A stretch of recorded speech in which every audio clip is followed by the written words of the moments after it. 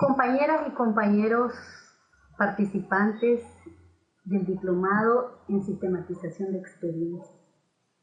Quisiera hablar un poco respecto al proceso de reconstrucción histórica, un momento muy importante dentro de la sistematización.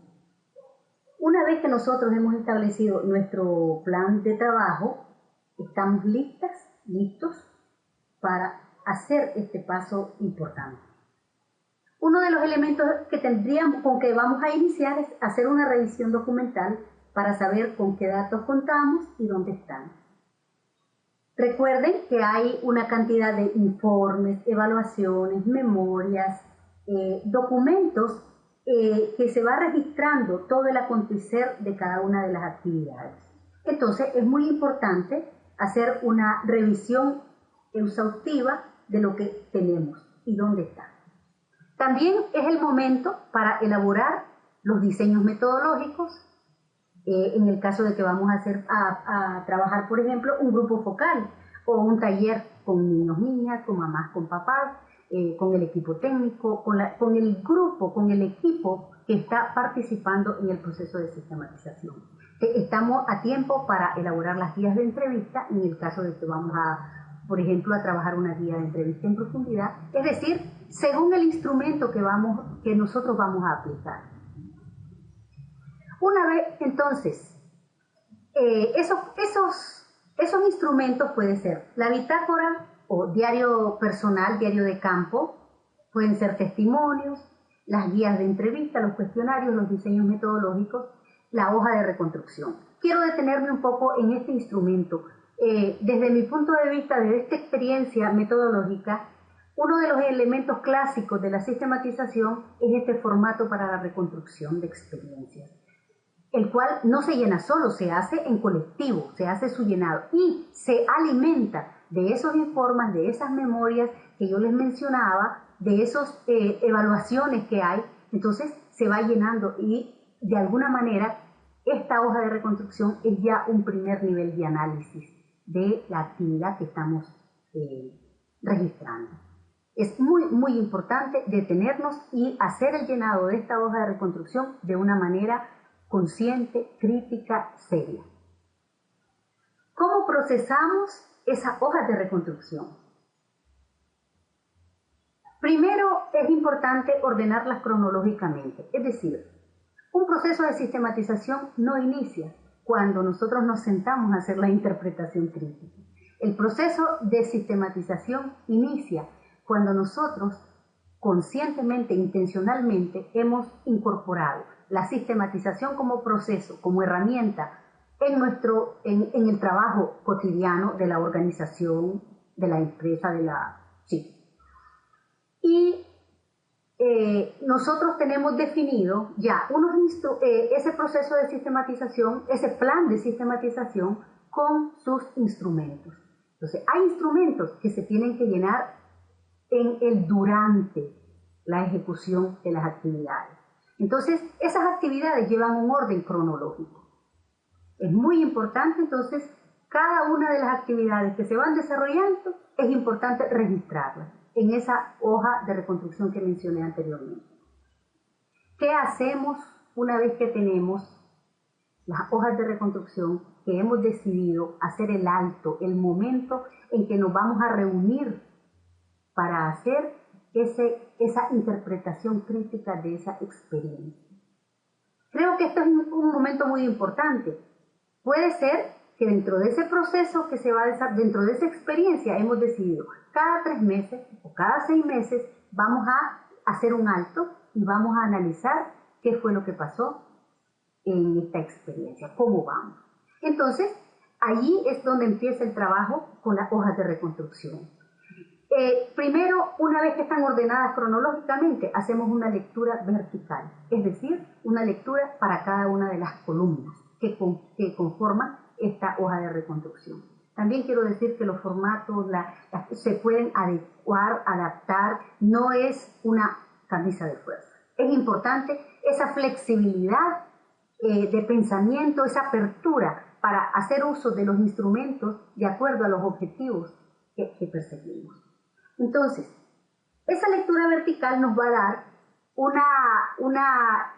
detalle, unas tendencias sobre qué podemos hacer o qué fue lo que más nos llama la atención en cada una de esas columnas. Por ejemplo, la columna pareciera que es simple, la columna de quiénes participaron. ¿Quiénes?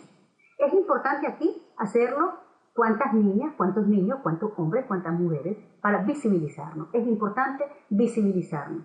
Entonces, puede ser que al hacer la lectura de esa columna me doy cuenta que el énfasis que hemos puesto nosotros, la mayor parte de los participantes, son mujeres. Entonces hay que hacernos la pregunta, ¿qué pasa con los hombres? ¿Por qué no están presentes? ¿Qué fue lo que dejamos de hacer? ¿Qué fue lo que nos faltó hacer para que los hombres también participen? Entonces, nos pueden dar elementos para identificar algunos puntos importantes a la hora de hacer conclusiones, a la hora de sacar aprendizajes. De ahí la importancia de esta lectura vertical. Así con cada una de las columnas. Cuando llegamos a la parte de los factores, entonces nos van a salir una cantidad de factores y posiblemente, cuando nosotros revisemos esos factores, vamos a ver que se repiten. Entonces, eso no es ningún problema. En las actividades, en todas esas actividades puede ser que hay factores que se repiten. Entonces, vamos a identificar esos factores por frecuencia. ¿Cuántas veces nos aparece, por ejemplo, un factor que facilitó, por ejemplo, podría ser la participación activa de madres en la elaboración, en la reflexión sobre el problema del agua que están teniendo los niños en la escuela? Puede ser que esa participación activa es un elemento que se va repitiendo. Entonces, es importante analizarlo y marcar cuántas veces apareció en todo ese proceso, en todos esos 3 meses o en esos 6 meses, cada uno de los factores, con qué frecuencia. Se trata también, igual lo vamos a hacer con las consecuencias, con los factores facilitadores y obstaculizadores y con las consecuencias positivas y negativas. Es decir, vamos a identificar su frecuencia. Igualmente en el cómo metodológico, en esa construcción lógica del aprendizaje, ¿cuántas veces aparece, por ejemplo, partir de las experiencias de participantes? ¿O cuántas veces aparecerá caracterizando las condiciones o las situaciones en que viven niñas y niños? ¿Cuántas veces aparece ese factor? Es importante contabilizar ese factor. Una vez que tenemos la cantidad de factores, que pueden ser muchos, entonces nosotros vamos a hacer un intento de agrupar elementos relacionados. Eso no se hace, se hace con ciertos criterios. ¿Cuáles son los elementos que están vinculados y que son muy similares? Por ejemplo, con las mamás y papás, con la familia. Puede ser que tenemos encuentros, reuniones, actividades recreativas, entonces podría ser que en vez de poner al detalle, nosotros buscamos un elemento que agrupa a todas esas actividades pequeñas, por ejemplo, el trabajo con familia. Podría ser. Aunque estamos en la fase de reconstrucción o de revisión de esta reconstrucción, puede ser que nosotros ya vamos viendo algunas tendencias, algunos elementos que nos llaman la atención. Buscar el significado del resultado de esa agrupación, por supuesto, tomando en cuenta el eje que hemos definido en nuestro plan. Eso te puede llevar a hacerte preguntas. Ojo, ¿qué significado puede tener ese elemento que se destaca? ¿O por qué te llamó la atención? ¿Por qué lo consideras relevante? ¿Qué pasará con eso?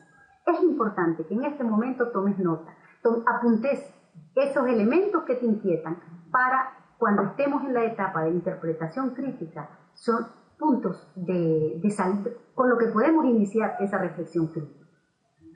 Una vez que nosotros hemos agrupado esos elementos relacionados, entonces podemos anotar al final la suma de la frecuencia de cada una de las actividades pequeñas, entonces se las agregamos a ese elemento agrupado.